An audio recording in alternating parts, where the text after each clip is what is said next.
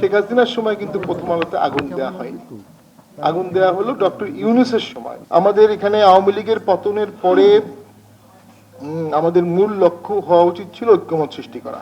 নতুন এবং ফিরে আসা গ্রাহকদের জন্য নগদে চলছে ক্যাশব্যাক সহ প্রতিদিন হাজারো উপহার জেতার সুযোগ। হবে আশা আর ফেরা, সারপ্রাইজ সেরা।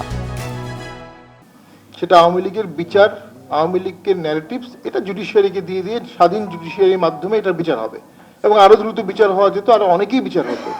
কিন্তু সেটা না করে আমরা কিন্তু সবসময় একটা ফোবিয়ায় ভুগেছি। আওয়ামী লীগ ফিরে আসছে, অমুক আওয়ামী লীগের দোসর, অমুককে আওয়ামী লীগ সব ভোট দিয়ে দিলে ওরা ক্ষমতায় চলে যাবে, এবং এই ফোবিয়ায় দেশে কিন্তু নব্য স্বৈরাচার তৈরি হয়ে গেছে, নব্য ফ্যাসিজম তৈরি হয়ে গেছে এবং নব্য ভিকটিম সাইকোলজিও প্রচুর তৈরি। যেটা হোচিমিন বললো, যারাই বাদ যাবে তারাই কিন্তু একসময় রিয়্যাক্ট করবে। প্রথম আলো এবং ডেইলি স্টার তো আওয়ামী লীগের বিরুদ্ধে গত 16-17 বছর অসাধারণ ভূমিকা পালন করেছে এবং ডক্টর ইউনূসের নিউজ অনেক পত্রিকা ছাপাতো না, শুধু প্রথম আলো ছাপাতো।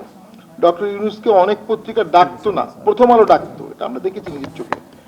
তো সেই প্রথম আলো তো শেখ হাসিনা ওই পত্রিকা পড়তেন না এবং অফিসে দুই পত্রিকা যেত না, ওই দুই পত্রিকার প্রতিনিধি তার অফিসে অ্যালাউড ছিল না। কিন্তু শেখ হাসিনার সময় কিন্তু প্রথম আলোতে আগুন দেওয়া হয়নি। আগুন দেওয়া হলো ডক্টর ইউনূসের সময়, এবং আমি পুরো ভিডিওটা দেখে আমার মনে হয়েছে এখানে সিরিয়াস স্টেট রেকলেসনেস আছে।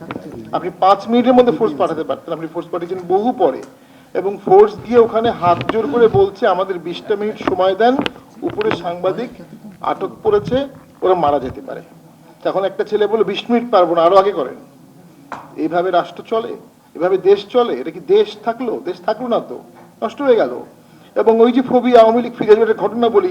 আলাউদ্দিন খিলজি, যাকে তো হিন্দি সিনেমায় খুব খারাপ ভাবে দেখায়, উনি তো সিকান্দার বলতেন নিজেকে, আলেকজান্ডারকেও সিকান্দার বলা হতো, উনিও বলতেন সিকান্দার, এবং অলমোস্ট এন্টায়ার ভারতবর্ষ কিন্তু উনি কনকার করেছিলেন। 3বার মঙ্গলদেরকে উনি ঠেকিয়েছেন, 3বার। থার্ড টাইমে যখন উনি মঙ্গলদেরকে করেছিলেন, 30,000 মঙ্গলকে উনি বন্দি করেছিলেন, তারা দিল্লিতেই থাকতো। হঠাৎ যখন একটা খবর আসলো 4th টাইম মঙ্গল অ্যাটাক করছে, উনি কিন্তু 30,000 মঙ্গলকে এক নির্দেশে মেরে ফেলেছিলেন, এক নির্দেশে। কিন্তু মঙ্গলরা অ্যাটাক করে নাই।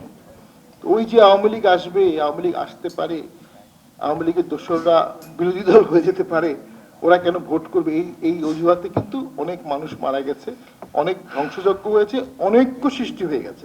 এই যে আমরা সবাই কথায় কথায় বলি আমরা বাংলাদেশের মানুষ, আমরা সকলে দাবি জানাচ্ছি, আচ্ছা এদিকে আমরা আমরা কি সকল বলতে পারি?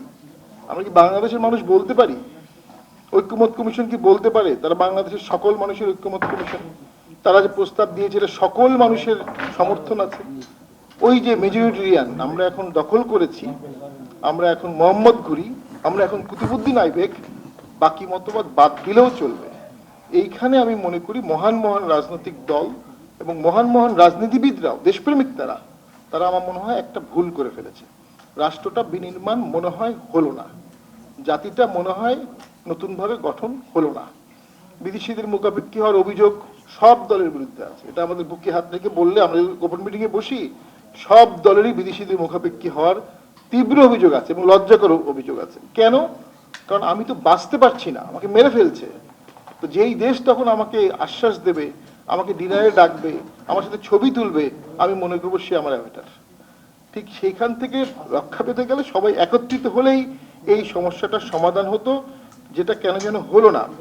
যেটা অসাধারণ পাওয়ার জামাত ইসলামীও পেয়েছিল, বিএনপিও পেয়েছিল, তারা চাইলে এটা এক্সারসাইজ করতে পারতো।